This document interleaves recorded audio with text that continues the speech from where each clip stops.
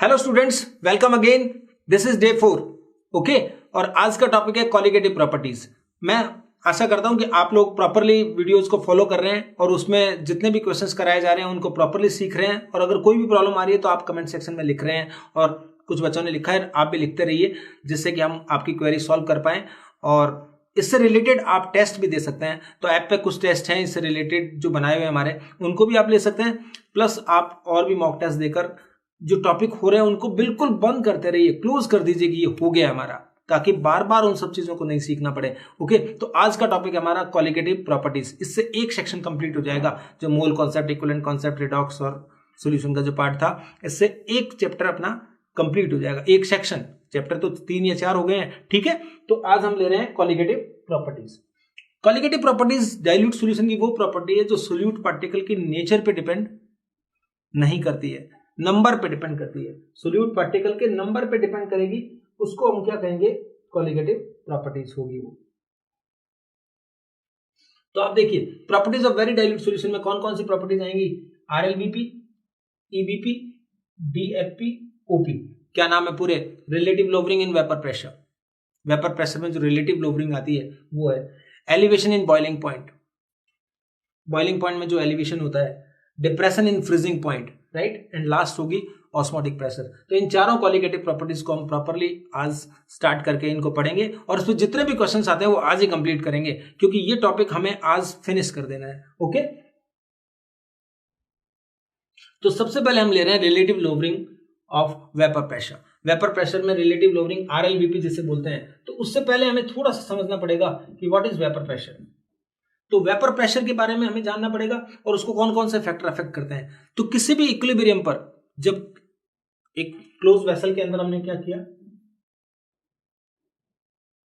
किसी लिक्विड को हीट किया, तो उस लिक्विड की वेपर बनती है, और लिक्विड की वेपर उसी लिक्विड की सरफेस पे जो प्रेशर डालती है इक्विलिब्रियम पर, that is called vapour pressure. और वेपर प्रेशर किस किस बात पर डिपेंड करता है? एक तो डायरेक्टली डिपेंड करता है किस पर? टेम्परेचर पर। क्लैसियस-क्लैपेरॉन इक्वेशन से आप इसको क्या कर सकते हैं, समझा सकते हैं। क्लैसियस-क्लैपेरॉन इक्वेशन क्या होती है? Log of P2 by P1 delta HV upon 2.303 R T2 minus T1 upon P1 P2। इससे आ जाएगा। डेल्टा HV क्या है? Enthalpy of vaporisation. टेम्परेचर बढ़ाएंगे तो T2 ग्रेटर देन होगा, दोनों चीजें पॉजिटिव होगी तो P2 ग्रेटर देन P1 आएगा। यानी जब भी टेम्परेचर बढ़ाएंगे तो वेपर प्रेशर बढ़ जाएगा, टेम्परेचर कम करेंगे तो वेपर प्रेशर कम हो जाएगा। एक तो इस बात पर डिपेंड करता है। और एक वेपर प्रेशर अपन समझ सकते हैं किस पे? इंटर आयनिक अट्रैक्शन पर डिपेंड करता है, या इंटरमॉलिक्यूलर अट्रैक्शन लिखो, सॉरी इंटर आयनिक नहीं, इंटरमॉलिक्यूलर अट्रैक्शन। गैसेस या मॉलिक्यूल्स के बीच में, लिक्विड के बीच में जो भी इंटरमॉलिक्यूलर अट्रैक्शन होगा, अगर वो वीक होगा तो वेपराइज होने की टेंडेंसी ज्यादा होगी, तो वेपर प्रेशर क्या होगा? ज्यादा होगा। तो इस तरह से वेपर प्रेशर को हमें कंसीडर करना है इसमें। तो वेपर प्रेशर में relative lowering in vapour pressure जब आएगा, उससे पहले कुछ चीजें मैं आपको समझा दूं जिससे कि हम उनको यूज करके इस टॉपिक को प्रॉपर्ली समझ पाएंगे। एक तो इस चैप्टर का बड़ा इंपॉर्टेंट लॉ है राउल्ट्स लॉ, ये जरूरी होता है। राउल्ट्स लॉ क्या कहता है कि किसी भी वोलेटाइल कंपोनेंट का vapour pressure, partial vapour pressure किसी भी सॉल्यूशन में, जैसे एक सॉल्यूशन है इसमें ए और बी है, दोनों ही वोलेटाइल है, तो हम बात करें पीए, यानी ए एक कंपोनेंट है वोलेटाइल जिसका पार्शियल वेपर प्रेशर किसके इक्वल होता है? Directly proportional to the mole fraction, या फिर डायरेक्टली प्रोपोर्शनल नहीं करके फाइनली जो आंसर निकालेंगे वो ये आएगा। पीए प्रोपोर्शनल टू एक्स था, लेकिन पीए इक्वल टू क्या होगा? PA not x. PA naught A और पीए क्या होगा? पीए नॉट ए, ये होगा vapour pressure of A in pure state. Naught जब लगा होगा तो इसका मतलब है vapour pressure in pure state. और एक्स से क्या चीज है? मोल फ्रैक्शन है उसका। तो मोल फ्रैक्शन के डायरेक्टली प्रोपोर्शनल होता है, ये बताया था, उससे ये फॉर्मूला बना। सिमिलरली अगर बी भी वोलेटाइल है तो पीबी क्या बन जाएगा? पीबी नॉट एक्स बी, एक फॉर्मूला ये बन जाएगा। तो ये पीए और पीबी यानी दोनों ए और बी दो कंपोनेंट है वोलेटाइल, उनके पार्शियल वेपर प्रेशर है जो इस तरह से होते हैं जो राउल्स लॉ ने हमें बताया। ठीक है, इफ सोल्यूट इज वोलेटाइल। अब देखिए बच्चे, टोटल वेपर प्रेशर की बात करते हैं। तो टोटल प्रेशर ऑफ सॉल्यूशन ये निकालना सीखना है, क्योंकि इस पे क्वेश्चन आते हैं और हम क्वेश्चन पे जाएंगे सीधा। टोटल प्रेशर, सॉल्यूशन का टोटल प्रेशर क्या होता है? पी ए प्लस पीबी, दो कोई भी कंपोनेंट है उनका पार्शियल प्रेशर का सम होता है, और फाइनल फॉर्मूला इससे क्या बन जाएगा? P A not x A plus PB not x B. ये कहां से आ गई टर्म? ये राउल्स लॉ से आ गई है। तो पीएस जो होगा P A not x A plus PB naught into X B, इससे हम क्या करेंगे? टोटल ये निकाल लेंगे। ठीक है, एक्स ए एक्स बी क्या चीज है? मोल फ्रैक्शन है ए और B. If solute is non volatile, यहां थोड़ा चेंज करना पड़ेगा। सोल्यूट जब नॉन वोलेटाइल होगा तो पीएस जो होगा वो सिर्फ किसके इक्वल होगा? पीए के, बिकॉज पीबी जो होगा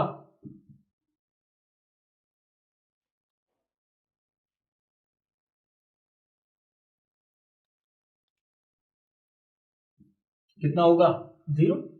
पीबी नॉट 0 है तो सब कुछ 0 हो गया, तो ये पीए के इक्वल होगा सिर्फ पीएस। और पीएस को पीए के इक्वल जब करेंगे तो पीए क्या होता है? पी नॉट ए एक्स ए। अगर आप एक्स ए को रिप्लेस कर दें 1 माइनस एक्स बी से, ये तो हम जानते ही हैं, किसी भी वोलेटाइल कंपोनेंट का या किसी का भी वेपर जो मोल फ्रैक्शन होता है, सम जो होता है किसी सॉल्यूशन का हमेशा 1 होता है। तो दो जने हैं मान लो सॉल्यूशन के अंदर, सोल्यूट और सॉल्वेंट, तो एक्स ए अगर आपके पास है 0.4 तो एक्स बी कितना होता है? हमेशा 1 माइनस 0.4। तो ये इस तरह से निकाल सकते हैं। तो इससे बच्चे ये आएगा finally P A naught minus P S upon P A naught equals to what? X B. This is the formula of RLVP। This is called relative lowering in vapour pressure. यहां पे टर्म्स को समझना है बच्चे। P A naught A का pure state में vapour pressure, P S vapour pressure of solution, X B mole fraction of solute. और mole fraction of solute को आप क्या बता सकते हैं? N B upon N A plus NB.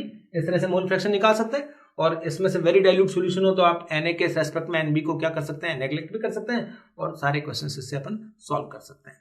तो ये दोनों का फॉर्मूला मैंने बता दिया कि वोलेटाइल दोनों होंगे तब तो क्या होगा? पी ए प्लस पीबी होगा, और इसमें सिर्फ पीए होगा।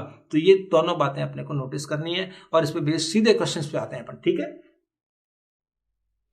ये पहला क्वेश्चन मैंने लिया जो काफी इंपॉर्टेंट है एग्जामिनेशन पॉइंट ऑफ व्यू से, बहुत ही अच्छा क्वेश्चन है। 2 moles of A and 1 mole of B, ये एक मिक्सचर बनाते हैं जिसका वेपर प्रेशर क्या है? 500 mmHg। तो इससे एक इक्वेशन बन जाएगी। देखिए पीएस का फॉर्मूला क्या होता है? P A not x A plus P V not x B. तो मैंने लिखा है यहां 500 वेपर प्रेशर है, पी ए नॉट हमें पता नहीं है, इसी तरह पीबी नॉट भी पता नहीं है। 2 मोल्स ए और 1 मोल बी जब ये मिलाएंगे तो टोटल मोल्स कितने हो जाएंगे? 3। तो एक्स ए कितना आएगा? 2/3, और एक्स बी जो होगा वो क्या होगा? 1/3। So 2 P A not plus PB not, LCM लिया 3 और 500 से मल्टीप्लाई कर दिया तो कितना हो गया? ये इक्वेशन बना। ये जो पहले डेटा दे रखे थे उसके बेस पे हमने एक इक्वेशन बना ली कि 2 P A not plus PB not equals to 1500।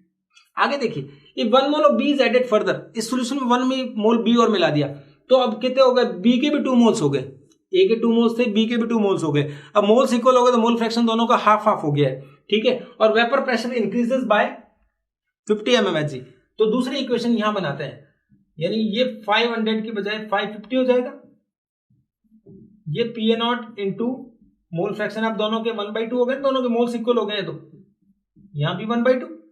तो बच्चे ये इक्वेशन हो गई P A not plus PB not equals to 1100।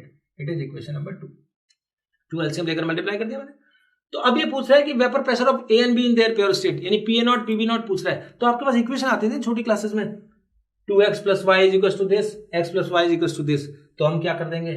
इन दोनों इक्वेशन को यूज कर लेंगे बाय इक्वेशन 1 एंड 2। क्या हो जाएगा? 2 में से 1 को सब्ट्रैक्ट कर दो, 1 में से 2 को, सॉरी। तो 2 पी ए नॉट में से पी ए नॉट सब्ट्रैक्ट किया, पी ए नॉट आ जाएगा, पीबी नॉट कैंसिल हो गया, तो ये तो आंसर आ गया 400। और जब ये आ गया तो we can find the P B not also. अगर ये 400 है तो पीबी नॉट कितना हो जाएगा 700, ये हमारे आंसर आ गया। तो ऑप्शन लिखे होंगे 400 700 700 400, तो आपको थोड़ा रेस्पेक्टिवली ध्यान रखना है, ए का ए के हिसाब से बताना है, बी का बी के हिसाब से करना है। तो ये इस तरह का क्वेश्चन जब भी आता है तो आपको दोनों वोलेटाइल है तभी तो उसे प्योर स्टेट में पूछा है, तो फिर आपको ये फॉर्मूला लगाना होगा। अगर एक वोलेटाइल होगा एक नॉन वोलेटाइल होगा तो अपन आरएलबीपी वाला फॉर्मूला लगाएंगे। सेकंड क्वेश्चन जो काफी ज्यादा चांस है आने के, एक कोई आइडियल सॉल्यूशन लिया है जिसमें पीएस दे रखा है उसने 120 माइनस 45 एक्स से, और पीए नॉट पीबी नॉट पूछ रहा है। सेम क्वेश्चन, प्रीवियस क्वेश्चन ही है वैसा ही। अब देखिए ये डेटा दे रखा है, तो देखिए रिलेशन आप क्या जानते हैं बच्चे, हम रिलेशन जानते हैं PA not x A plus PB not x B, जब दोनों वोलेटाइल होते हैं ये फॉर्मूला जानते हैं। लेकिन यहां पर देखिए सिर्फ एक्स ए एक्स बी नहीं है, इसका मतलब you have to eliminate X B. How can be eliminated, तो थोड़ा सा ये डायरेक्ट कट के नहीं जाना फॉर्मूला, इससे ही बनाना है। पी नॉट ए एक्स ए को रहने दीजिए और पीबी नॉट के ब्रैकेट में एक्स बी को क्या लिख दीजिए 1 माइनस एक्स ए। ये तो सभी जानते हैं ना बच्चे कि because X A plus X B is always 1, mole fraction का सम हमेशा 1 होता है। तो इससे अब आप फॉर्मूला बनाइए, लेकिन ऐसा बनाइए कि इस तरह का दिखे, एक्स से बाहर आएगा और माइनस भी आना चाहिए।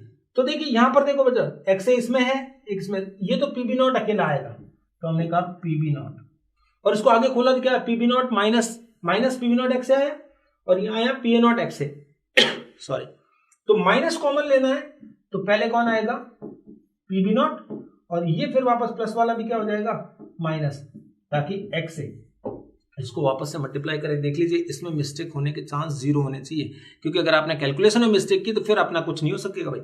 तो यहाँ पीबी नॉट प्लस का था, ये माइनस का था, माइनस कॉमन लेने से प्लस वाला भी माइनस हो गया, तो ये आ गया। अब ये इक्वेशन 1 आई है, इस इक्वेशन को कंपेयर किससे करना है, इससे। तो इसको कंपेयर करने से अपने को पता लग गया कि पीबी नॉट तो कितना हो गया 120। अब क्या आता है P B not minus P A not, ये कितना हो जाएगा 45। यहां देखिए एक्स को एक्स से लिख लिया, ये 45 इसके इक्वल लिखा हुआ, माइनस का माइनस है 120 की तरह ये हो गया।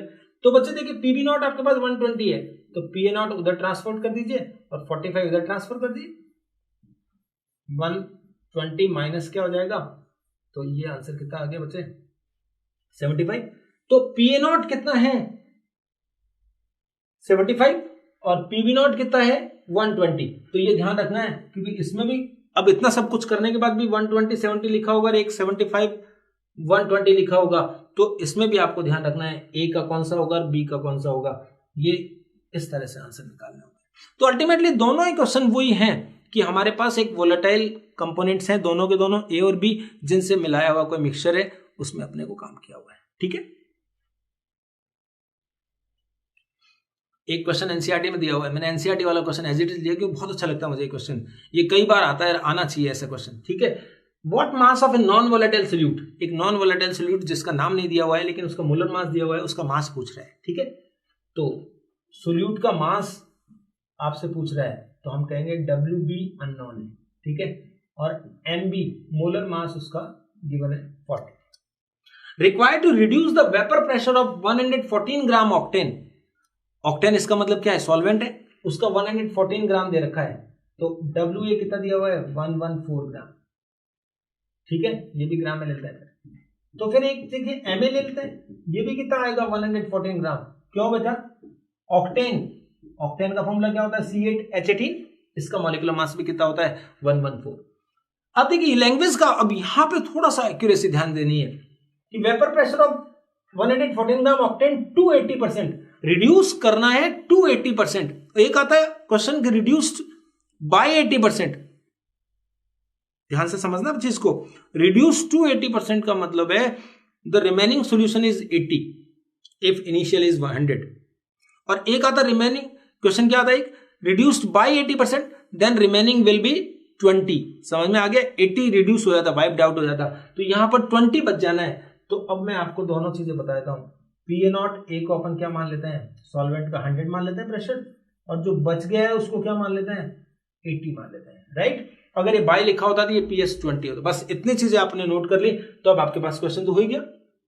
RLBP में क्या फॉर्मूला है अपने पास, पीए नॉट माइनस PS, यहाँ देखिए नॉन वोलेटाइल है तो हम आरएलबीपी वाला फॉर्मूला लगाएंगे, वोलेटाइल होता तो हम दोनों वाला P A not X plus PB not X भी लगाते। तो इसको P A not equal to क्या करना है बच्चे, N B upon N A plus N B. तो ये हमने किया 100 माइनस 80 अपॉन 100। इसमें बच्चे नेग्लेक्ट करके सिखाते हैं स्कूल वगैरह में, नहीं करना है हमें, क्योंकि हम किसी भी सोल्यूशन को डिसाइड नहीं कर पाएंगे बिना उसे देखे कि वो डाइल्यूट है, वेरी डाइल्यूट है या नहीं, क्योंकि इसमें तो बिल्कुल भी नहीं है। तो एनबी क्या होगा, given mass upon molecular mass.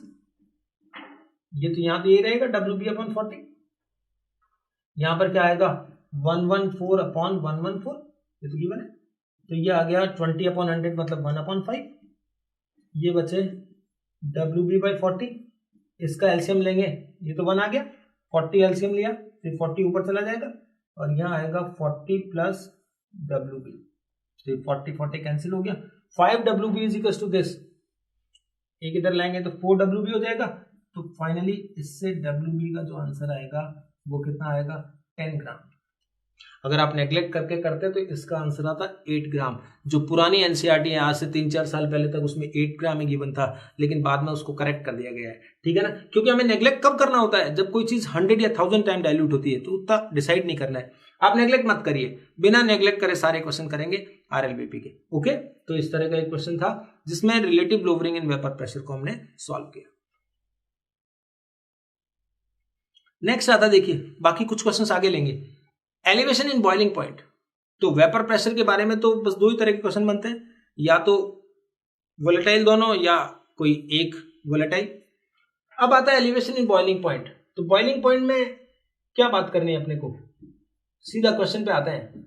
क्योंकि देखिए अगर सब कुछ पढ़ेंगे तो फिर तो अपन कुछ कर ही नहीं पाएंगे। मैं वही चीज करा रहा हूं आपको जो हमें नीट के लिए अब काम की है, ठीक है ना।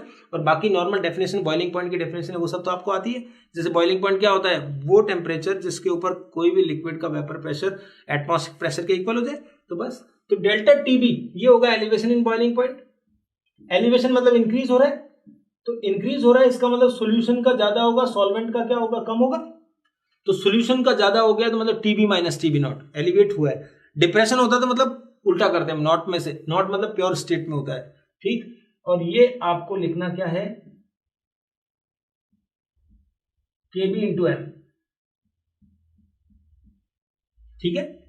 और बाद में ये फॉर्मूला मॉडिफाई हो गया आई केबीएम हो जाएगा। अभी थोड़ा देर में बताता हूं आपको एबनॉर्मल कॉलिगेटिव प्रॉपर्टी, और सब उसके अकॉर्डिंग फिर क्वेश्चंस करेंगे, ठीक है। तो केबी इंटू एम, और हमें डायरेक्ट फॉर्मूला उसको छोड़िए, लगाना यही है आई के बी एम। आई जो है वांट ऑफ फैक्टर है, जो मैं आपको निकालना अभी बताता हूं, ठीक है। तो केबी यहां पे क्या चीज है, मोलर एलिवेशन कांस्टेंट है, molar elevation constant.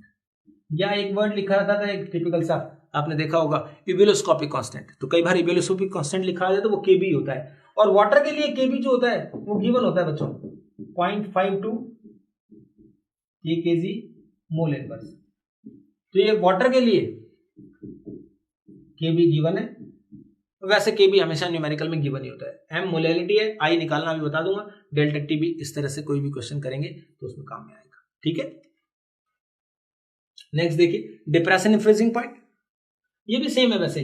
Depression in freezing point में कैसे निकालेंगे, डेल्टा टी एफ निकालेंगे, मतलब फ्रीजिंग पॉइंट में डिप्रेशन आएगा, कमी आएगी, बॉइलिंग पॉइंट बढ़ेगा, फ्रीजिंग पॉइंट क्या होगा, डिक्रीज होगा। तो इसका भी डायरेक्ट फॉर्मूला याद करेंगे अपन, क्या चीज होता है आई के एफ एम। और डेल्टा टी एफ को मैं आपको बता दूं, ये क्या होगा बच्चे, T F not minus T F, ठीक है। और ये फॉर्मूला हो गया आई के एफ एम। आई निकालना अपन देख लेंगे वांट ऑफ फैक्टर, के एफ की वैल्यू जो होती है ये क्रायोस्कोपिक कांस्टेंट बोलते हैं, या इसका ये नेम तो है मोलर डिप्रेशन कांस्टेंट। और ये भी एक वाटर के लिए मैं चाहता हूं आप याद करके रखें, फॉर वाटर केएफ जो होगा 1.86 की वैल्यू होती है, ये केजी मोल। नहीं गिवन होगा तो इसको यूज करके हम क्या कर पाएंगे, कैलकुलेट कर पाएंगे कुछ भी। अब यहां देखिए ये टीएफ जो है ये फ्रीजिंग पॉइंट है ऑफ प्योर सॉल्वेंट, नॉट लगा हुआ है तो प्योर सॉल्वेंट है, ठीक है। और टीएफ जो है ये फ्रीजिंग पॉइंट है सॉल्यूशन का, ये तो मैंने आपको बता ही दिया था। जैसे टीबी नॉट जो था बॉइलिंग पॉइंट होता है प्योर सॉल्वेंट का, टीबी जो होता है वो किसका होता है, सोल्यूशन का होता है। तो वहां ज्यादा में से कम को सब्ट्रैक्ट करना, तो यहाँ भी वही है। यहाँ पर डिप्रेशन हुआ है तो पहले जो सॉल्वेंट का था वो वाला फ्रीजिंग पॉइंट ज्यादा होगा, तो इसको यूज करके अपन क्या करेंगे, डिप्रेशन इन फ्रीजिंग पॉइंट के और एलिवेशन इन बॉइलिंग पॉइंट के जितने भी क्वेश्चंस आएंगे उन सबको हम क्या कर लेंगे, सॉल्व कर लेंगे। यहां पर मैं एक फॉर्मूला लिख दूं कि KF और KB कैलकुलेट करने के लिए भी कभी कभार आता तो नहीं है क्वेश्चन, लेकिन फिर भी आप फॉर्मूला याद करके रखेंगे। MAR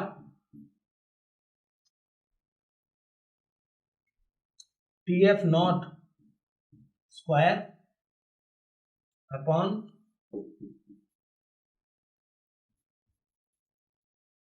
डेल्टा H फ्यूजन, और KB की वैल्यू जो होगी वो क्या होगी, MAR TB not square upon 1000 delta HB। Molecular mass है सॉल्वेंट का, R गैस कांस्टेंट है ही, सॉल्यूशन कांस्टेंट मान सकते हो। TF नॉट क्या है, फ्रीजिंग पॉइंट है, वाटर होगा जैसे, वहां बॉइलिंग पॉइंट है, और डेल्टा H फ्यूजन और डेल्टा H वेपोराइजेशन आप समझते ही हो, मोलर एंथैल्पी ऑफ फ्यूजन और मोलर एंथैल्पी ऑफ वेपोराइजेशन है। तो इनको यूज करके KF KB की वैल्यू, कोई रेयर क्वेश्चन ऐसा हो सकता है, पुराने पहले एग्जाम में एक आधे क्वेश्चन आए हुए हैं, तो आप KF KB के ये फॉर्मूलाज भी लर्न रखेंगे ताकि इनकी हेल्प से अगर नहीं गिवन हो तो हम कैलकुलेट कर लें। ओके, इस कैटेगरी में एक छोटा सा क्वेश्चन जो मैं मानता हूं फ्रीजिंग पॉइंट और बॉइलिंग पॉइंट का सबसे अच्छा क्वेश्चन, सबसे इंपॉर्टेंट क्वेश्चन यही होता है। Calculate the freezing point of an aqueous solution of a non volatile electrol non electrolyte having boiling point. एक ऐसा इलेक्ट्रोलाइट का सॉल्यूशन है जिसका बॉइलिंग पॉइंट गिवन है, फ्रीजिंग पॉइंट पूछा है, डायरेक्ट कुछ नहीं दिया, ठीक है ना, नाम दिया उसका, कुछ भी दिया है। तो लेकिन अपन क्या जानते हैं, जैसे फ्रीजिंग पॉइंट की बात कर रहे हैं तो हमारे पास दिमाग में क्या फॉर्मूला आएगा, delta TF equals to what, IKF है, और नॉन इलेक्ट्रोलाइट है तो I की वैल्यू 1 लेंगे अपन, छोड़ देंगे, ये दिमाग में आया हमारे। इसी तरह क्या होगा, अगर बॉइलिंग पॉइंट की बात होगी तो डेल्टा TB क्या होगा, IKBM, ये इक्वेशन नंबर 2। जब कुछ नहीं गिवन है तो क्या करेंगे, divide equation 1/2, divide equation 1 by equation 2। तो बच्चों देखो डेल्टा TF क्या हो जाएगा, delta TB, I cancel, M cancel, KF। School में क्वेश्चन आता था पहले क्या करते थे, इसमें जो गिवन होता था उसके बेस पे M निकालते थे और उस M को यूज करके फिर क्या करते थे, दूसरे का TF, लेकिन अब डायरेक्ट करेंगे। ये फॉर्मूला हो गया, delta TF upon delta TB equals to what, KF upon KB। तो डेल्टा TF क्या होता है, TF नॉट माइनस TF, ये होता है TB माइनस TB नॉट, और ये तो KF अपॉन KB है। KF और KB की वैल्यू गिवन होगी बच्चे, एक्वस सॉल्यूशन है तो 1.86 होगी, ये क्या होगी 0.52।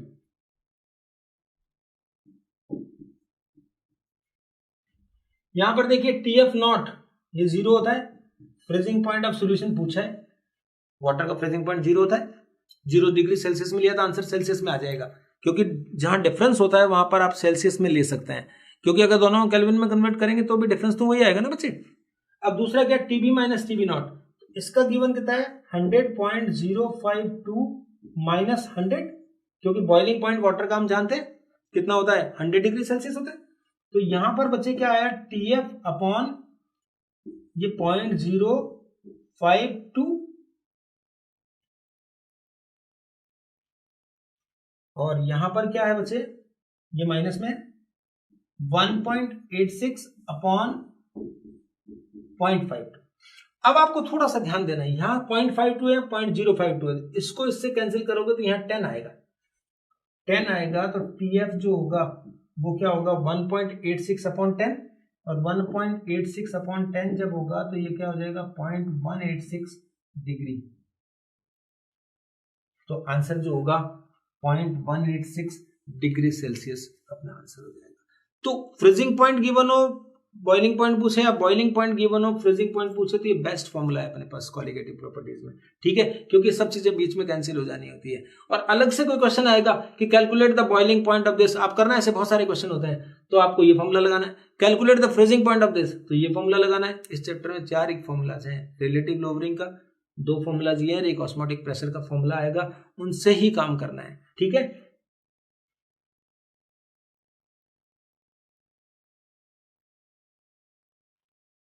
जैसे इस तरह का हो सकता है, जैसे boiling point of 0.01 m aqueous BaCl2, ये कैलकुलेट करना है। तो बॉइलिंग पॉइंट देखते ही क्या होगा बच्चे, हमें क्या लगाना है, डेल्टा टीबी। डेल्टा टीबी क्या होता है, टीबी माइनस टीबी नॉट, ये क्या फॉर्मूला होगा, IKB m। तो यहाँ टीबी क्या कैलकुलेट करना है, टीबी नॉट कितना होता है 100, एक्वा सोल्यूशन है तो वाटर का बॉइलिंग पॉइंट 100 ही होता है। आई, कोई भी आयनिक कंपाउंड होता है तो आई की वैल्यू n के बराबर ही होती है। BaCl2 में 3 आयन है तो आई की वैल्यू 3 होगी, और Kb की वैल्यू जो गिवन होगी वो ये होगी पॉइंट ये, और इसका आंसर क्या होगा 0.01 m है।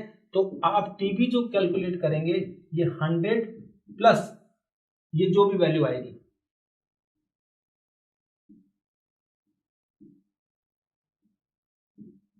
ये वैल्यू आ गई, तो हमारा आंसर हो गया 100.0156 डिग्री सेल्सियस। तो कोई भी बॉइलिंग पॉइंट या फ्रीजिंग पॉइंट के फॉर्मूला जाते हैं, डायरेक्ट एक फॉर्मूला लगाना होता है, वही फॉर्मूला लगाना होता है जिसमें अब चीजें जो है उनकी वैल्यू हमें पता ही होती है, तो इसके कोई ज्यादा क्वेश्चंस करने की रिक्वायरमेंट नहीं है। एक अच्छा क्वेश्चन था, मैंने बता ही दिया।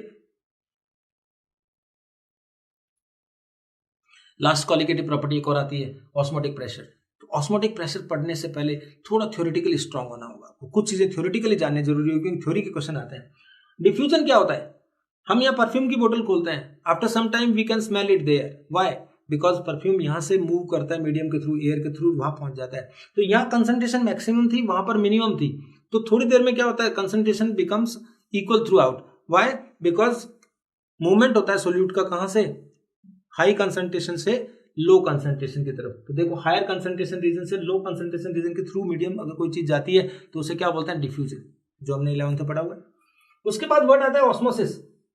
क्या फर्क है, मूवमेंट ऑफ सॉल्वेंट, इस बार मूवमेंट सोल्यूट का नहीं है, किसका है, सॉल्वेंट का है, from low concentration to high concentration region through semi permeable membrane. आप थोड़ा कंफ्यूज हो रहे हैं क्योंकि बायो में ये डेफिनेशन आपको लगता है उल्टा लिखी हुई है। एक्चुअली बायो में जो बात कर रहे होते हैं वो सॉल्वेंट के रेस्पेक्ट में बात कर रहे होते हैं कंसंट्रेशन की, जबकि केमिस्ट्री में अपन प्रैक्टिकली जानते हैं कंसंट्रेशन वर्ड जो लिखा हुआ है किसी सॉल्यूशन का, किसी ने बोला 5m and aqua solution of NaOH, तो m मोलैरिटी जो दे रखी है वो सोल्यूट की दी होती है हमेशा, तो कंसंट्रेशन सोल्यूट की होती है। तो सोल्यूट की कंसंट्रेशन जहां पर क्या होगी, लो होगी, वहां से कहां जाएगा, हाई की तरफ जाएगा सॉल्वेंट। तो सॉल्वेंट उसमें से निकलेगा तो कंसंट्रेशन बढ़ेगी, और जिसमें जाएगा उसमें सॉल्वेंट जाने से कंसंट्रेशन क्या होगी, कम होगी। तो उसका भी ऑब्जेक्ट सेम है, दोनों जगह कंसंट्रेशन क्या हो जाएगी, इक्वल हो जाएगी। तो आप देखिए ये एक डायग्राम बनाया हुआ है, ये पिस्टन इक्विलिब्रियम में मान लीजिए, ये कोई थोड़ा सा कंसंट्रेटेड सॉल्यूशन है और ये फ्रेश वाटर है मान लो।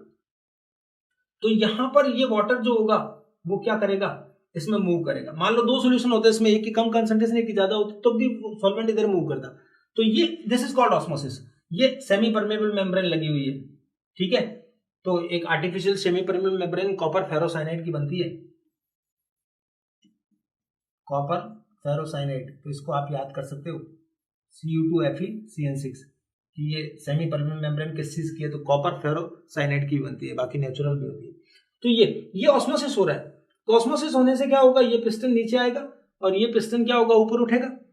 अब चाहते हैं कि ये ऑस्मोसिस नहीं हो, तो उसके लिए क्या करना पड़ेगा, हाई कंसंट्रेशन रीजन वाले सॉल्यूशन पर आपको क्या करना पड़ेगा, you have to apply some external pressure to prevent the osmosis. Osmosis को रोकने के लिए जितना प्रेशर आपको हाई कंसंट्रेशन सॉल्यूशन पे लगाना पड़ेगा, that is called osmotic pressure. समझ गए ना बात को। तो ये पी एक्सटर्नल जो है वो क्या है, ऑस्मोटिक प्रेशर बोला जाता है, और ये ऑस्मोटिक प्रेशर है जिसको हमें कैलकुलेट करना पड़ेगा, अभी बताता हूं मैं आपको, ठीक है। तो ये पी एक्सटर्नल क्या हो गया, पाई ऑस्मोटिक प्रेशर। ऑस्मोटिक प्रेशर के क्या क्या फॉर्मूले यूज करते हैं, पाई देखिए, एक तो फॉर्मूला ये यूज करेंगे ICRT, आई वही है क्वांटम फैक्टर जो अपन लेटर डिस्कस करने वाले हैं, सी मोलैरिटी है, आर गैस सॉल्यूशन कांस्टेंट है, और टी टेम्परेचर है। तो ये यूज कर सकते हो, और इसमें सी मोलैरिटी को आप क्या कर सकते हो, खोल भी सकते हो। मोलैरिटी क्या होता है, given mass upon molecular mass into volume in litre, तो इसको भी ले सकते हैं। तो ये ऑस्मोटिक प्रेशर है बच्चे, ठीक है। तो ऑस्मोटिक प्रेशर का एक छोटा सा क्वेश्चन दिया मैंने, calculate the osmotic pressure of 6% aqueous solution of urea at 0 degree Celsius. तो ऑस्मोटिक प्रेशर यूरिया है, तो यूरिया में तो आई वैसे ही 1 होता है, तो आप सीधा लिख दीजिए आई क्या होता है, CRT। सी मोलैरिटी है, आर सॉल्यूशन कांस्टेंट है, जो वही वैल्यू होती है जो गैस कांस्टेंट की होती है, और टेम्परेचर दे रखा 273 केल्विन। तो पाई में देखिए बच्चों, इसको थोड़ा खोल देते हैं, WB upon MB into V litre into RT। अब आप देखिए बच्चों 6% एक्वस सॉल्यूशन ऑफ यूरिया, इसका मतलब क्या हो गया, 6 gram urea N 100 ml solution, 6 ग्राम का मतलब क्या हो गया WB, और 100 ml का मतलब क्या हो गया V। सॉल्यूशन का भाई परसेंट का मतलब क्या होता है, परसेंट अगर कुछ नहीं दिया होता है तो बाई वॉल्यूम लेते हैं, बाई मास दिया होता है तो बाई मास, लेकिन कुछ नहीं दिया होता है ना बाई मास या वॉल्यूम, तो हम क्या लेंगे, बाई वॉल्यूम लेंगे। तो 100 ml हो गया, तो ये 100 ml दे रखा है, ये 6 दे रखा है, तो देखिए ये 6 हो गया। यूरिया का मॉलिक्यूलर मास हम जानते हैं 60 होता है, और ये कितना हो गया, लीटर में कन्वर्ट करेंगे अगर V को 100 ml को, तो 0.1 हो गया। R की वैल्यू 0.0821 और T कितना है 273, तो 0 डिग्री सेल्सियस दे रखा है। तो आपके पास T गिवन है केल्विन में, R क्वेश्चन में लिखा होता है, नहीं तो पता ही होता है, R281 litre ATM mole inverse kelvin inverse, ये यूनिट है, हर चैप्टर में आता है, तो बच्चों अपने को याद ही है। तो ये सब सॉल्व करेंगे तो आंसर आएगा 22.4 ATM। तो आप ये चेक कर लें, ठीक है, ये तो कैलकुलेशन है, तो आप इसको चेक कर लेना। तो ये 22.4 ATM क्या आ गया, प्रेशर आ गया। इसमें अब सीधी बातें हैं, जो चीज गिवन होगी उसको directly as it is use करना है बस। न्यूमेरिकल में तो क्या होता है, फॉर्मूला आपके पास है, उसको आपको यूज करना होता है। मोलैरिटी डायरेक्ट नहीं गिवन थी तो मोलैरिटी पेपर ने कैलकुलेट कर ली, वो पुट कर दिया, या फिर डायरेक्ट फॉर्मूला में चेंज कर लिया हमने, ठीक है। तो ऑस्मोटिक प्रेशर का फॉर्मूला हमने क्या याद करा, पाई इक्वल्स टू ICRT। अब एक कभी कभार थ्योरी के क्वेश्चन आते हैं, रिवर्स ऑस्मोसिस, ये आपने नाम सुना हुआ है, देखिए आरओ, आरओ समझते हैं ना, घरों में लगा रहता है ना, हेमा जी आती है ना घर पे बेचने, टीवी पे देखा होगा ना आपने ऐड, तो इस तरह के आरओ वाटर प्योरीफायर होते हैं। तो रिवर्स ऑस्मोसिस एक वाटर प्योरिफिकेशन में काम आता है, तो इसका मेन यूज जो है वो यही है, डीसैलिनेशन ऑफ वाटर, मतलब सी वाटर को ड्रिंकेबल बनाना, या जो सॉल्टी वाटर होता है जिसमें TDS वर्ड बोलते हैं ना, टोटल डिजॉल्व सॉलिड जो होते हैं, ठीक है ना, वो ज्यादा होते हैं, अगर रेंज से जो परमिसिबल लिमिट है उससे ज्यादा होता है, तो उनको हटाने के लिए आरओ यूज किया जाता है, ठीक है। तो उस आरओ का कॉन्सेप्ट क्या है, रिवर्स ऑस्मोसिस का क्या होता है, तो अभी अपने प्रीवियस पेज पे देखा था कि हम ऑस्मोसिस को रोकने के लिए हम क्या लगा रहे हैं, एक एक्सटर्नल प्रेशर लगा रहे हैं। तो सपोज उसी जगह आप जाके देखिए कि अगर ये P external pressure osmotic pressure से ज्यादा लगा देते हो आप, मतलब अगर आप इक्वल टू ऑस्मोटिक प्रेशर लगाते हो, तब तक तो ऑस्मोसिस रुक जाता है, कहीं भी अब ना मूवमेंट नहीं होगा वाटर का, पिस्टन इक्विलिब्रियम में बने रहेंगे। लेकिन अगर आप हाई कंसंट्रेशन रीजन पे प्रेशर इतना लगाते हो कि वो मोर देन ऑस्मोटिक प्रेशर है, तो क्या होगा, होना क्या है, उसमें से सॉल्वेंट का जो मूवमेंट था वो अपोजिट स्टार्ट हो जाएगा। अब हायर कंसंट्रेशन वाले सॉल्यूशन से सॉल्वेंट लो कंसंट्रेशन वाले सॉल्यूशन के अंदर जाएगा, तो उससे क्या होगा, उस चीज को क्या बोलेंगे, रिवर्स ऑस्मोसिस। तो यही तो कॉन्सेप्ट होता है, यहाँ प्योर वाटर है, यहाँ मान लो वो सॉल्टी वाटर है, तो अब इस सॉल्टी वाटर में से जो वाटर है वो प्योर वाटर के अंदर जाता जाएगा, जिससे कि प्योर वाटर मिलता रहेगा जो आरओ से मिलता है हमें, और बाकी जो इम्प्योर वाटर होता है वो अलग अलग कलेक्ट हो जाता है। तो रिवर्स ऑस्मोसिस को ध्यान रखिए कि एक्सटर्नल प्रेशर को आपको ऑस्मोटिक प्रेशर से ज्यादा करना पड़ेगा, तब वो क्या होगा। और मेन यूज देख लीजिए, डीसैलिनेशन ऑफ वाटर, और you can say to make sea water drinkable. जितना भी सी वाटर क्यों बोल रहे हैं, क्योंकि उसमें ही सॉल्ट होता है मैक्सिमम, उनको उसको ड्रिंकेबल बनाने के लिए जितना रिक्वायर्ड होता है।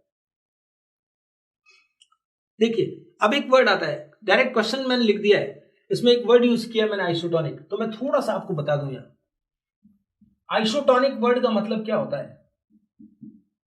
आइसोटोनिक का मतलब होता है ये,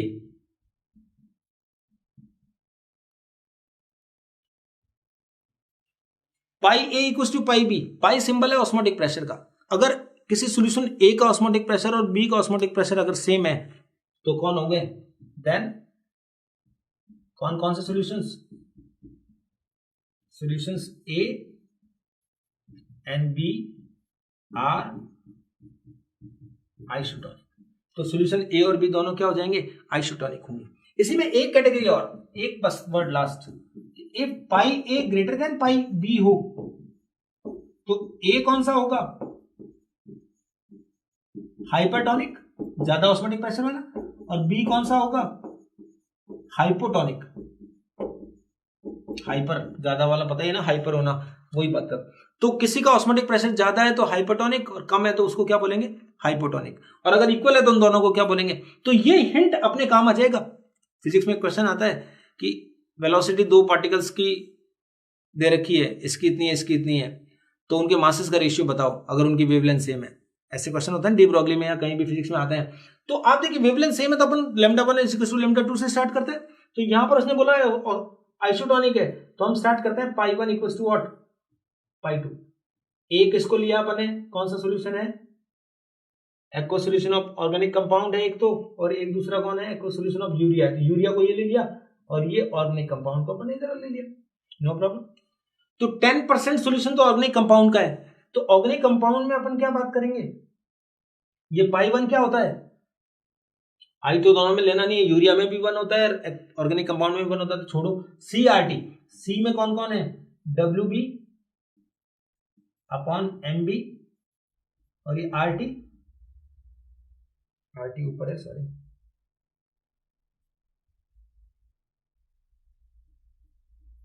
और नीचे क्या है, V लीटर।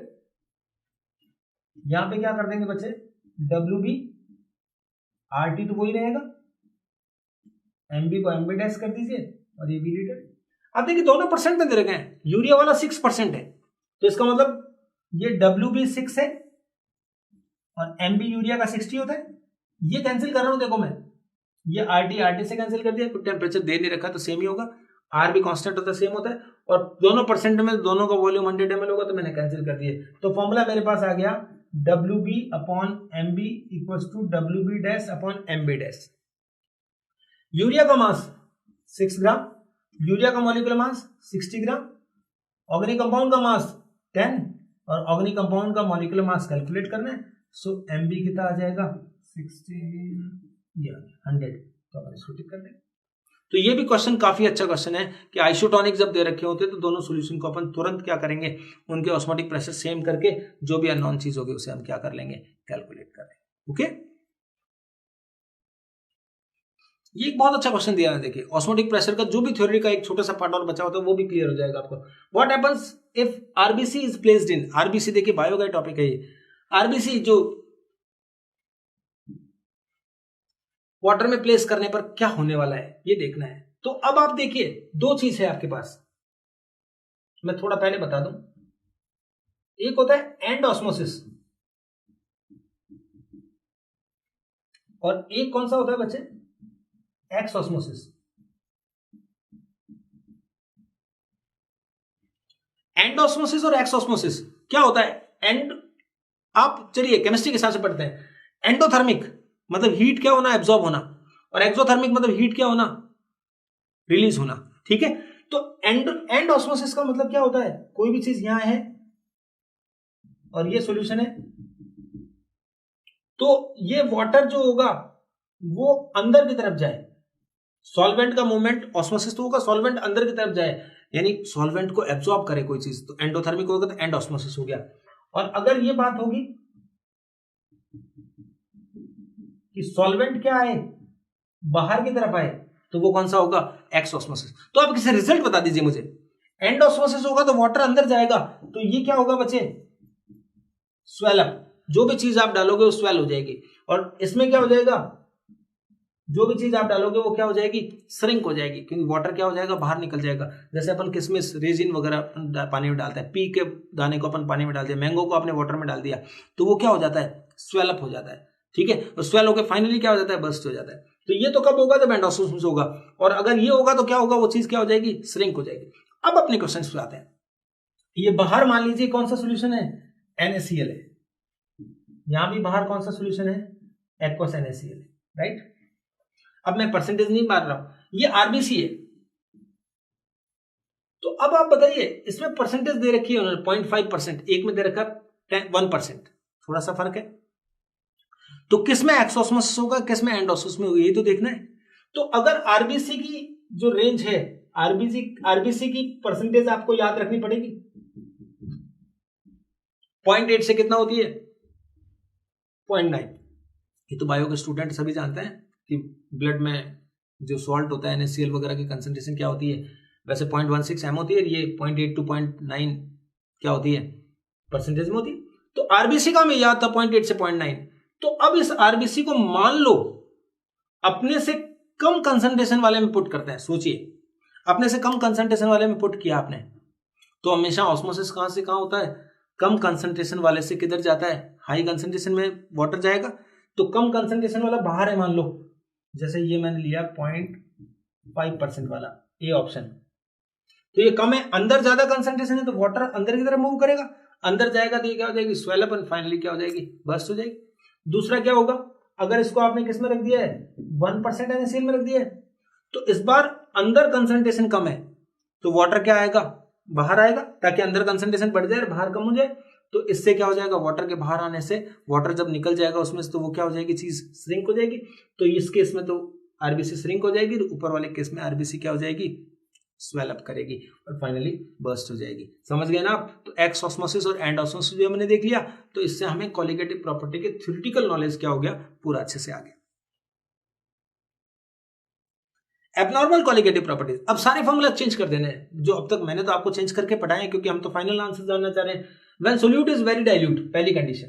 दूसरा क्या होता है, फॉलोज राउल्ट्स लॉ, ये तो हमेशा ही होता है। बट सोल्यूट इधर डिसोसिएट हो जाए या एसोसिएट हो जाए सॉल्यूशन में, तो तब कोलिगेटिव प्रॉपर्टी क्या होती है, सब के सब एबनॉर्मल होती है। तो अब आपको एबनॉर्मल कोलिगेटिव प्रॉपर्टी करने के लिए क्या करना पड़ेगा,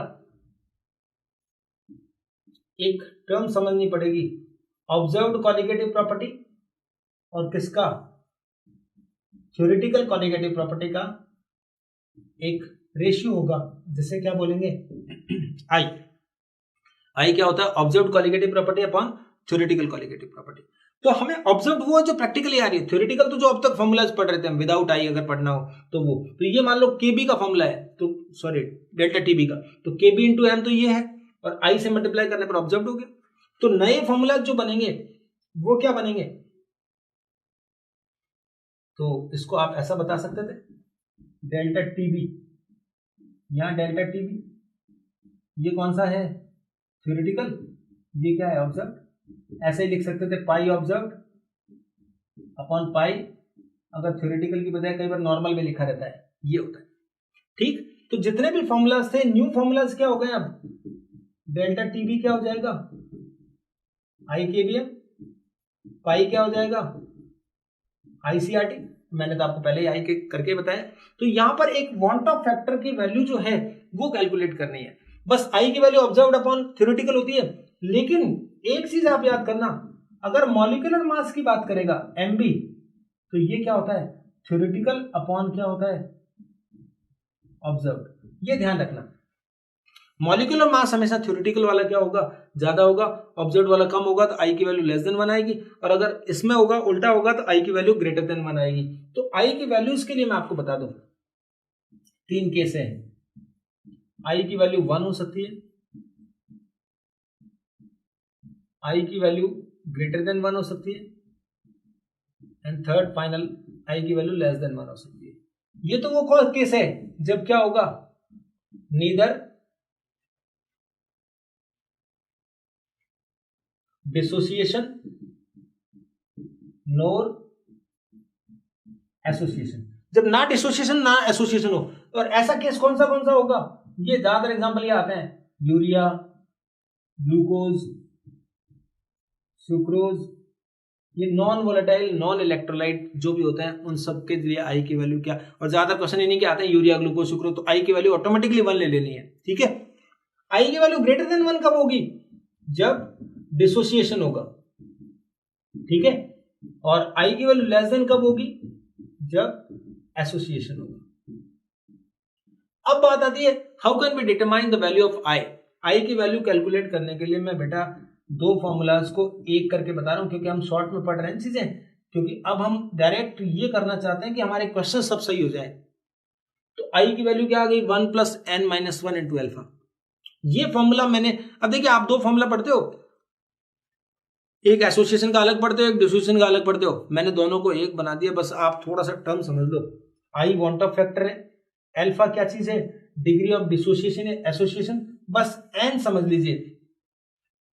एन होते हैं क्या, number of moles of product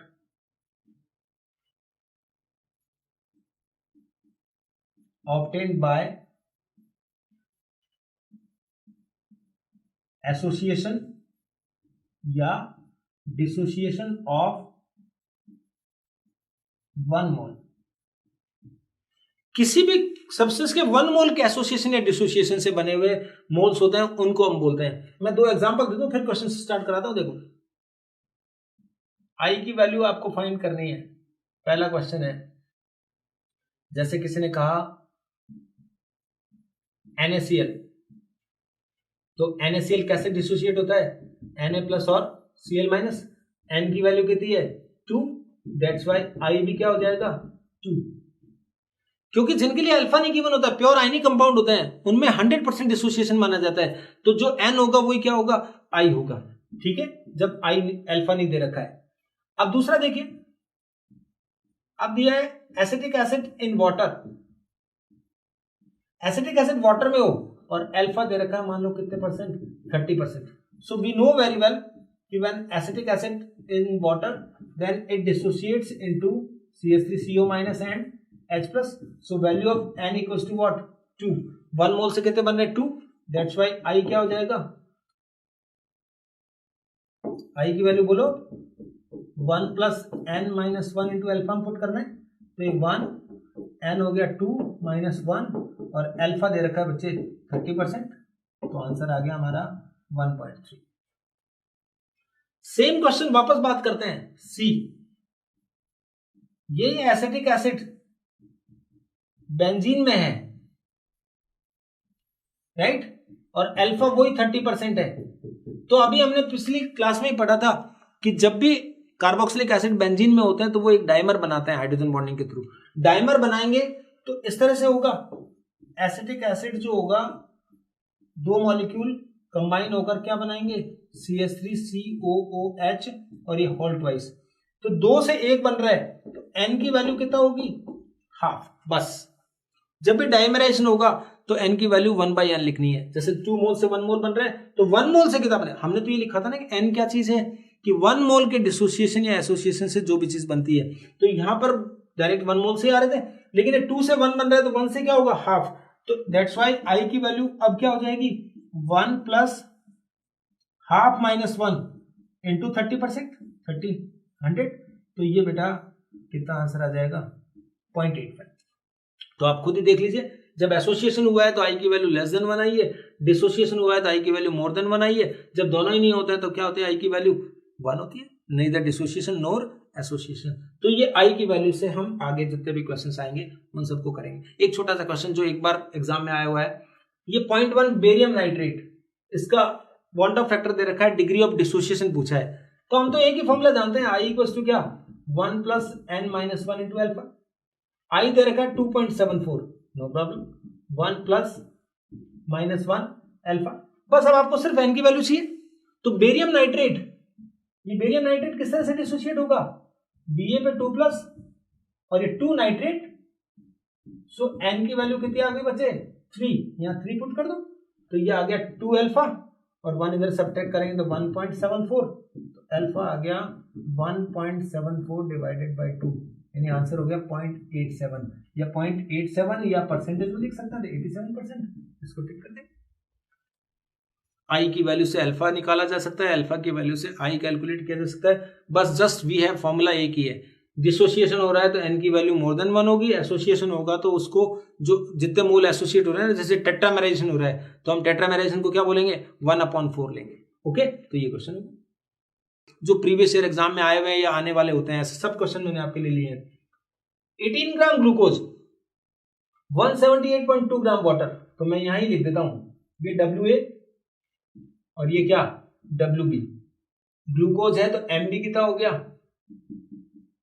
180 और वाटर है तो Ma कितना हो गया 80। मैंने सब लिख दिया जो समझ में आया मुझे। Okay, the vapour pressure of water, ध्यान देना, vapour pressure of water for this aqueous solution, इस सॉल्यूशन में, सॉल्यूशन का नहीं पूछ रहा है, इस सॉल्यूशन में वाटर का वेपर प्रेशर पूछ रहा है। इसका मतलब हमें फिर समझ में आना चाहिए कि हमें क्या पूछ रहा है, पीए पूछ रहा है, क्योंकि इस वाटर सॉल्वेंट है तो ये क्या होगा PA naught into xA. What is PA naught अभी पता नहीं है, एक्सए ये निकाल सकते हैं। एक्सए कैसे निकलेगा, Na वाटर का अमाउंट कितना है 178.2 अपॉन वॉट 18, और यहां कितना आ गया 178.2 अपॉन 18 प्लस 18 और ग्लूकोज का होता है 180। ये तो लिख दिया। अब पीए नॉट चाहिए बच्चे, थिंक अबाउट इट। यहां एक हिंट दिया हुआ है ये वाला, अब सोचिए देखें 100 डिग्री सेल्सियस टेम्परेचर क्यों दे रखा है उसने, यहां टेम्परेचर कोई काम ही नहीं आना है, लेकिन याद आना चाहिए बच्चे कि 100 degree Celsius is the boiling point of water. तो बॉइलिंग पॉइंट पर क्या होता है, प्रेशर जो होता है वो किसके इक्वल होगा 1 एटमॉस्फेरिक, यानी अगर MMHg में बात करें, टोर में बात करें तो कितना हो जाएगा, ये हो जाएगा तो 760 टोर। तो यहां पे अपन ने क्या ले लिया 760। बस ये हिंट था, क्योंकि बॉइलिंग पॉइंट पर, बॉइलिंग पॉइंट की डेफिनेशन पढ़ी है ना हमने कि बॉइलिंग पॉइंट वो टेम्परेचर होता है जिस पर वेपर प्रेशर किसके इक्वल हो जाता है, एटमॉस्फेरिक प्रेशर के इक्वल हो जाता है। तो यहां पर ये 100 डिग्री सेल्सियस देकर इसने सारा कुछ दे दिया था कि 760 है, ये हो गया। अब इसको जब सॉल्व करेंगे तो ये आंसर आ जाएगा, आप सॉल्व कर लेना, तो सॉल्व करने में टाइम वेस्ट करना होगा अभी, ठीक है। तो इसको सॉल्व करेंगे तो 752.40 इसका आंसर आ जाएगा, राइट। तो ये एक क्वेश्चन और हो गया, मतलब टू द पॉइंट कि क्या पूछ रहा है, सॉल्यूशन का पूछ रहा है, सॉल्वेंट का पूछ रहा है, वो लैंग्वेज से दिखेगा अपने को क्लियर, और बहुत सीरियसली अपने को पढ़ना है क्वेश्चन, और उसमें जो दे रखी होती चीजें उन्हें तुरंत सिंबल में लिखना है, सिंबल में लिखते ही क्वेश्चन हमें दिखने लग जाता है कि किस तरह से होगा। ओके, नेक्स्ट देखो, एक बहुत ही अच्छा क्वेश्चन, चलिए आप सोचिए इस पे। An aqueous solution of 0.004 m Na2SO4 and 0.01 m glucose are isotonic। देखिए मैंने फिर बताया आइसोटोनिक जब आया तो स्टार्ट कैसे करना है वो तो आपको पता लग गया है कि pi A is equal to pi B, ऐसे शुरू करना है। The degree of dissociation of Na2SO4, मतलब आपको पूछा क्या है, अल्फा पूछा है Na2SO4 का। तो अल्फा पूछा होता है तो किससे आता है, हमें पता होता है आई क्या होता है 1 plus n minus 1 into alpha. n कौन है, ये Na2SO4 है बच्चे, तो Na2SO4 will dissociate like this, so the value of n is what 3। तो यहां पर क्या होगा, i की वैल्यू हमें निकालनी है, पहले तो अल्फा निकालना है ना, अल्फा पूछा है तो ये होगा i माइनस 1 अपॉन 3 माइनस 1, तो ये हो गया बच्चे i माइनस 1 बाय 2, ये आंसर आ गया अपने पास, क्योंकि n की वैल्यू आपने 3 पुट कर दी 2 आ गया। अब जस्ट एक काम रह गया हमारा कि अगर आप i की वैल्यू पता कर पाएंगे किसी तरीके से तो आपको कोई दिक्कत नहीं है इसमें। तो i की वैल्यू कैसे पता करें बच्चों, तो कुछ न कुछ तो हिंट होगा अपने पास। तो आप देखिए आइसोटोनिक दे रखा है, तो आइसोटोनिक दिया है तो हमने स्टार्ट किया पाई 1 इक्वल्स टू व्हाट पाई 2, और पहले हमने किसको लिया है Na2SO4 को लिया है, उधर कौन है बच्चे, दूसरा कौन है ग्लूकोज C6H12O6। पाई का फॉर्मूला क्या होता है I1CRT, ये क्या होता है I2CRT, C2RT, ये C1 है मान, RT तो हटा दो, I कैलकुलेट करना है, C कितना दे रखा है 0.004, मोलैरिटी दे रखी है डायरेक्ट, इसकी भी मोलैरिटी दे रखी है 0.01, लेकिन इसका I नहीं दे रखा है, तो इसका I तो पता ही होता है बच्चे। ग्लूकोज के लिए क्वांटम फैक्टर क्या होगा, ग्लूकोज यूरिया सुक्रोज बताया था ना 1 होगा, तो इसका I में पता था, इसका I में कैलकुलेट हो जाएगा, बस I हो जाएगा 0.01 अपॉन 0.004, तो I की वैल्यू आएगी 10/4 मतलब 2.5। तो 2.5 जब I की वैल्यू आई है तो अल्फा हम आराम से निकाल सकते हैं, 2.5 माइनस 1/2 यानी 1.5 बाई 2 यानी 0.75, या परसेंटेज में दिया होगा तो क्या आंसर आएगा 75%, यस परसेंटेज में दे रखा है। मेडिकल के एग्जाम का क्वेश्चन ये एक बार ये इंजीनियरिंग के एग्जाम से मैंने उठाया है, उसका क्वेश्चन है तो आईआईटी के एग्जाम जो होता है ना, सब्जेक्टिव होता था पहले, लेकिन ऑब्जेक्टिव होने के बाद तो अपने जैसा ही होता है। तो 2004 में आया हुआ क्वेश्चन है ये, तो मैंने लिया, बहुत ही अच्छा क्वेश्चन लगा मुझे, जो ऐसा क्वेश्चन आ सकता है। तो आप आई वहां से कैलकुलेट करेंगे, फिर यहाँ पुट करके, क्योंकि जब अल्फा निकालना है तो दिमाग में तो फिट है ना, अल्फा निकालना होता है तो आई चाहिए होता है, आई निकालना होता है तो अल्फा चाहिए होता है। क्लियर है? दोनों एक दूसरे में से काम करना होता है। उस तरह से कोई भी क्वेश्चन आएगा उसको हम सॉल्व कर लेंगे। एक देखिए मेडिकल का फेवरेट क्वेश्चन है ये वाला मेडिकल में कितनी बार आता है, लैंग्वेज थोड़ी बदली हुई, ध्यान देना। 0.1 मोलर मोलैलिटी दे रखी है, 20% आयनेज अल्फा दे रखा है, KF दे रखा है, वीक एसिड HX भी दे रखा है, तो H प्लस और X माइनस में डिसोसिएट होगा।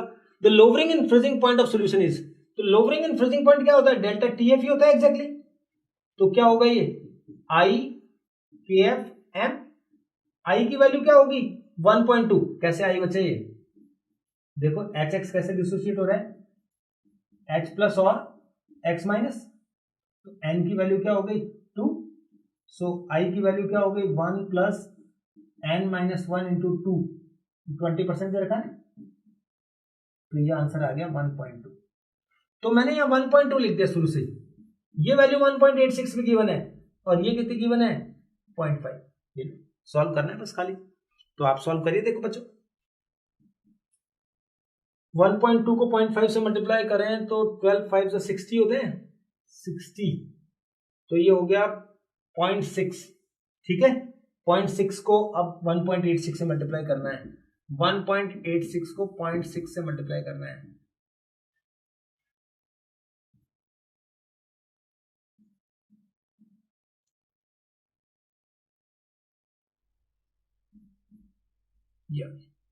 और ये डेसिमल यहां आएगा, तो ये आंसर आ गया 1.116, या ऐसा आंसर तो है नहीं, तो 1.12 है, तो ये आंसर आया है।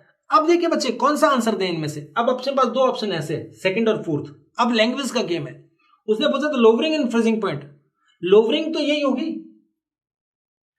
अगर उसने पूछा होता freezing point of the solution, तो फ्रीजिंग पॉइंट क्या होता है, डेल्टा TF आपके पास आ गया, तो TF माइनस क्या होता, TF नॉट माइनस TF होता, तो ये 0 माइनस TF इक्वल्स टू क्या आता, ये डेल्टा TF, तब आंसर आपका नेगेटिव आता। तो अगर उसने फ्रीजिंग पॉइंट पूछा होता तो आंसर नेगेटिव लेते, लेकिन लोवरिंग पूछा तो लोवरिंग तो फिक्स होती है कि इतना डिक्रीज हुआ है, तो वहां ऐसे थोड़ी बोलेंगे इतना माइनस डिक्रीज हुआ है, तो आंसर क्या आएगा 1.12 के। तो इस तरह के क्वेश्चंस को आप, ये तो नीट का बड़ा फेवरेट एग्जांपल है, ये बार बार आता रहता है। ठीक है ना। Dependence of colligative properties, colligative property किसकी ज्यादा होगी किसकी कम होगी, वो इस बात पे डिपेंड करेगी। C इंटू आई, मोलैरिटी इंटू क्या करना होता है, आई करना होता है। तो ये C इंटू आई जब करेंगे बच्चे अपन, तो क्या होगा, मोलैरिटी इंटू आई फैक्टर जिसका ज्यादा होगा। लेकिन अगर परसेंटेज वगैरह दे रखी होगी तो आई अपॉन MB भी करना पड़ेगा। और बॉइलिंग पॉइंट अपन जानते हैं एलिवेशन ज्यादा होगा उतना ही ज्यादा होगा, लेकिन वेपर प्रेशर और फ्रीजिंग पॉइंट में लोवरिंग होती है, तो ये उल्टा होंगे। तो ये फॉर्मूला देखते हुए 2 या 3 क्वेश्चंस बता रहा हूं मैं आपको, ये ज्यादा चांस होते हैं आने इनके, क्योंकि लॉजिकल क्वेश्चन है तो इनमें कई बार आए हुए क्वेश्चन है। ये पूछ रहा highest boiling point is shown by, तो हाईएस्ट बॉइलिंग पॉइंट उसी का होगा जिसकी कॉलिगेटिव प्रॉपर्टी हाईएस्ट होगी। कॉलिगेटिव प्रॉपर्टी हाईएस्ट होगी, यहां पर देखो परसेंटेज में दे रखा है 1%, 1%, 1%, और यूरिया, ग्लूकोज, सुक्रोज, तो तीनों के लिए आई की वैल्यू तो क्या है 1 ईच, आई सेम है, परसेंटेज भी सेम है, तो क्या बॉइलिंग पॉइंट सेम हो जाएंगे, नहीं, क्योंकि परसेंटेज दी होती है, तो मैंने बताया था आई इंटू क्या होता है परसेंटेज अपॉन क्या होता है MB, ये उसका होता है कॉलिगेटिव प्रॉपर्टी का फॉर्मूला। आई सेम है, परसेंटेज सेम है, तो colligative property is inversely proportional to molecular mass. तो इसमें सबसे कम मॉलिक्यूलर मास किसका है, यूरिया का मॉलिक्यूलर मास होता है 60, सुक्रोज का होता है 342, और ग्लूकोज का कितना होता है 180। तो सबसे कम मॉलिक्यूलर मास है यूरिया का, तो उसकी कॉलिगेटिव प्रॉपर्टी सबसे ज्यादा हो जाएगी। तो कॉलिगेटिव प्रॉपर्टी जिसकी ज्यादा हो जाएगी उसी का बॉइलिंग पॉइंट ज्यादा हो जाएगा। प्रीवियस पेज पे देखा है ना हमने कि boiling point is directly proportional to colligative property. तो ये क्वेश्चन क्या हो गया आंसर, तो सबसे ज्यादा तो किसका हो गया सेकंड का, फिर किसका होगा फर्स्ट का, और लास्ट में किसका होगा थर्ड का। ठीक है ना, तो ये बॉइलिंग पॉइंट है। अगर इसे फ्रीजिंग पॉइंट पूछा होता तो कॉलिगेटिव प्रॉपर्टी जिसकी ज्यादा है फ्रीजिंग पॉइंट उसका कम होगा, क्योंकि लोवरिंग जितनी ज्यादा होगी उतना ही क्या होगा वैल्यू कम हो जाएगी। यस आंसर, इसका आंसर आप बताइए, चलिए जल्दी बताइए। Highest freezing point is shown by, highest freezing point बताना है अपने को। 0.01 m glucose, 0.01 m aqueous urea, 0.01 m aqueous sucrose, ये भी एक्वस ही है। मोलैरिटी सेम है, आई भी सेम है। अब क्या कहेंगे, अब आंसर आएगा सेम फॉर ऑल, क्योंकि कॉलिगेटिव प्रॉपर्टी जो होता है मोलैरिटी इंटू आई होता है। मोलैरिटी और आई दोनों सेम है। क्यों बच्चों, आप कहोगे अब भी तो मॉलिक्यूलर मास अलग है। एक्चुअली मॉलिक्यूलर मास अलग तो है, लेकिन molecular mass is considered in M. Molarity में हम कंसिडर कर चुके हैं एक बार। मोलैरिटी क्या होता है, WB अपॉन MB। तो जब मोलैरिटी निकाली है तो मॉलिक्यूलर मास तो कंसिडर कर लिया हमने एक बार जब कंसिडर कर लिया तो वापस थोड़ी कंसिडर करेंगे। तो ये C इंटू आई से या M इंटू आई से करना होता है। ये डोमिनेटिंग फॉर्मूला है, इससे नहीं हो रहा हो, मास दे रखा हो, तब दूसरे पे जाते हैं अपन। Okay, highest osmotic pressure is shown by, osmotic pressure direct colligative property होती है। यहां C दे रखा, सबका सेम है, तो I जिसका ज्यादा होगा, इसका I कितना है बच्चे 2, इसका I कितना है 1, इसका I पता नहीं है, इसका I भी कितना है 1।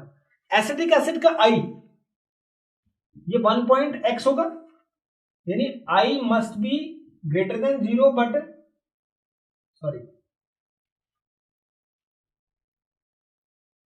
एसिटिक एसिड का N की वैल्यू 2 होती है ना, तो I की वैल्यू बेटा x से तो मतलब जो वैल्यू है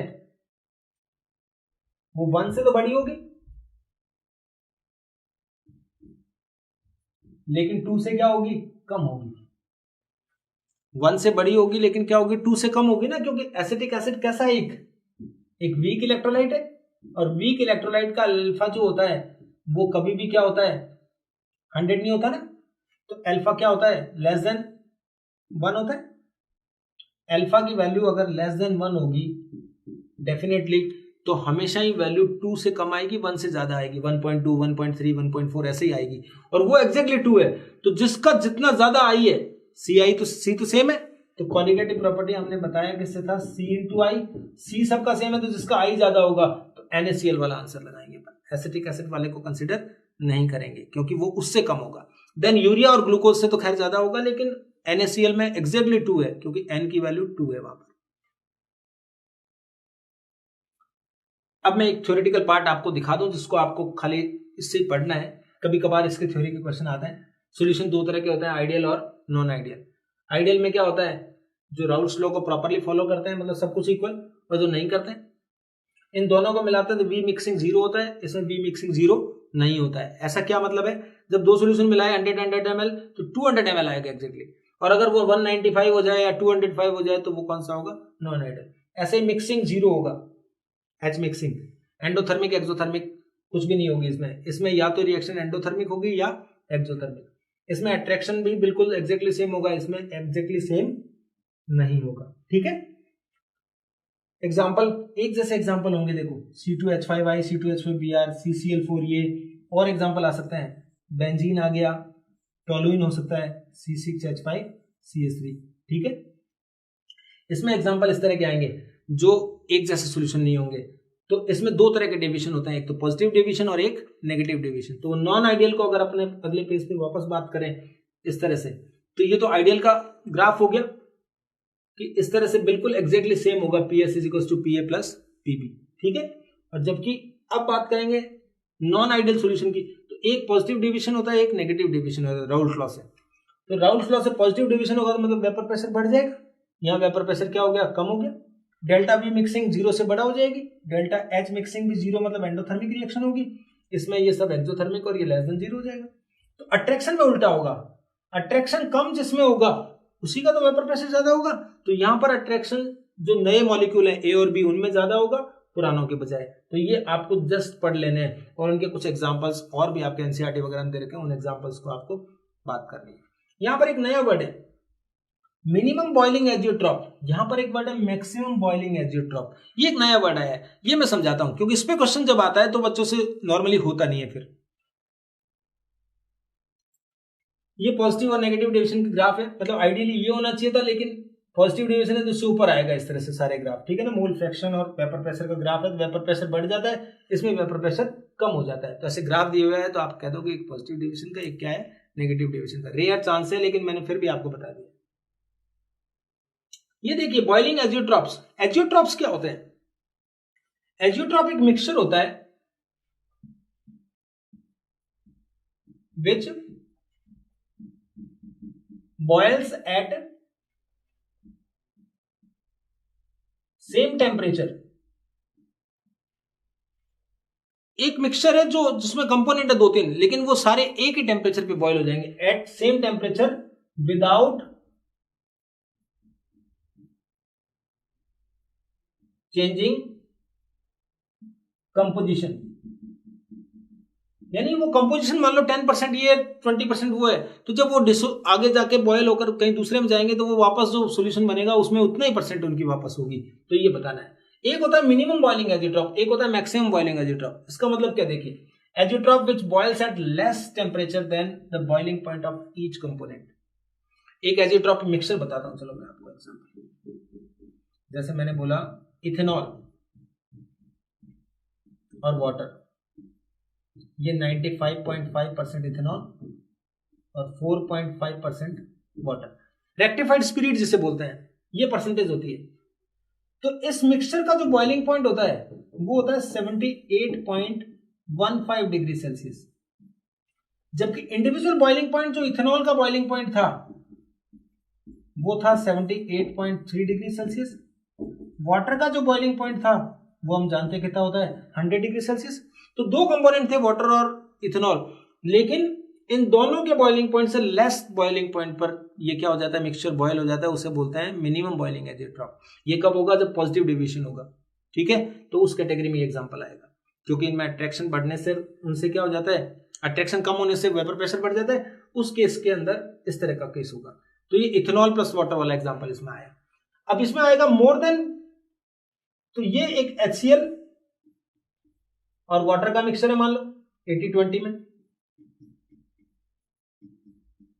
तो ये जो होगा, इस मिक्सचर का बॉइलिंग पॉइंट 120 डिग्री सेल्सियस होता है। मिक्सचर का बॉइलिंग पॉइंट क्या है, 120। ये बॉइलिंग पॉइंट इसके और इन दोनों के, इसका तो नेगेटिव होता है, इसका 100 डिग्री सेल्सियस होता है। तो दोनों के बॉइलिंग पॉइंट से ज्यादा पे बॉयल हो रहा हो तो उसको बोलते हैं मैक्सिमम बॉइलिंग एजियोट्रॉप। ये नेगेटिव डेविएशन का एग्जांपल होगा, ये पॉजिटिव डेविएशन का एग्जांपल होगा। तो इन सब से कोई छोटे मोटे थ्योरी के क्वेश्चन आते हैं जिनको आपको पढ़ना होता है। लास्ट टॉपिक, एक सोलिबिलिटी को अफेक्ट करने वाले फैक्टर थे। गैसेस की लिक्विड में सोलिबिलिटी थी, तो टेम्परेचर से तो क्या होता है, इनवर्सली प्रोपोर्शनल होती है। एक प्रेशर से पढ़ानी पड़ती है, तो एक हेनरीज लॉ होता है।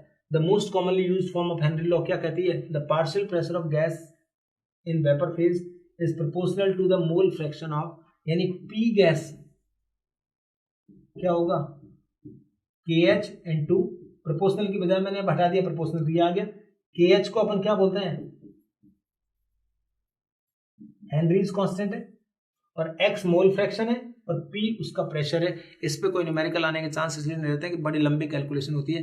फिर भी एनसीईआरटी में एक सॉल्व एग्जांपल दे रखा है नाइट्रोजन गैस का, उसको आप थोड़ा पढ़ लेना, उसको देख सकते हो। बाकी आएगा नहीं इसमें कोई क्वेश्चन, इसमें बस हेनरी लॉ होता है। हेनरी लॉ में बस एप्लीकेशन देख लीजिए।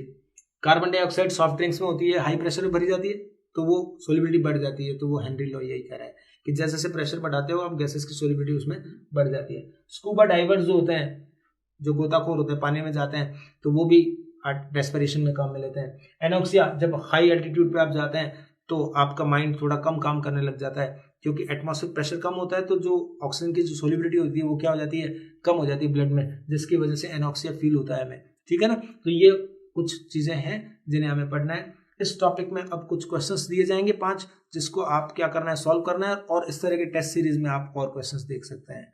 तो ये टॉपिक अपना पूरा हो गया है। इससे रिलेटेड कोई भी क्वेरी हो, कोई क्वेश्चन करिए, मैक्सिमम क्वेश्चन करके आप मुझे बताइए कि कौन से टॉपिक नहीं आए। जो मैंने बताया उसी वे में, उसी तरह के क्वेश्चंस आप करिए, बस उतना बहुत होगा। हाँ तो बच्चों, आज ये 4th अपना जो डे कंप्लीट हुआ है उसका वीडियो, उसके फॉलोअप क्वेश्चन मैंने इसमें डाले हैं। ठेम उसी तरीके से आप उसका चैप्टर वाइज क्वेश्चन आपको करने हैं, और इसके भी ओपन है जो चैप्टर वाइज टेस्ट अपने ऐप पे, उनको आपको सॉल्व कर लेना है। तो अपना तैयार रहिए।